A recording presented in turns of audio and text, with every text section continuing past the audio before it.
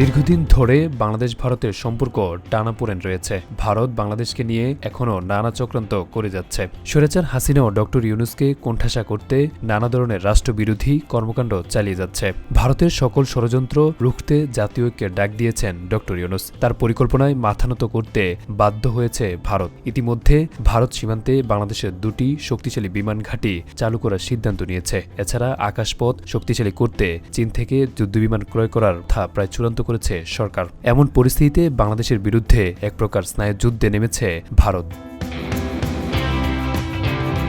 এবার অবৈধ বাংলাদেশি শিক্ষার্থীদের খুঁজে বের করতে দিল্লির সব স্কুলকে নির্দেশ দেওয়া হয়েছে। এছাড়া শিক্ষার্থী ভর্তিতে শনাক্ত ও যাচাইয়েরও নির্দেশ দিয়েছে মুম্বাই মিউনিসিপ্যাল কর্পোরেশন। এতে করে ভারতে থাকা শিক্ষার্থীরা বিপদে পড়েছে। এছাড়া অবৈধ বাংলাদেশিদের জন্য ভারতে ডিটেনশন সেন্টার বা আটক কেন্দ্র তৈরির ঘোষণা দেওয়া হয়েছে। দেশটির পশ্চিমাঞ্চলীয় রাজ্য মহারাষ্ট্রের মুখ্যমন্ত্রী দেবেন্দ্র ফড়নবিস এই ঘোষণা দিয়েছেন। অবৈধ বাংলাদেশিদের জন্য মুম্বাইয়ে ভালো ডিটেনশন সেন্টার তৈরি করা হবে। 20 ডিসেম্বর এক প্রতিবেদনে এই তথ্য জানিয়েছে ভারতীয় বার্তা সংস্থা এএনআই।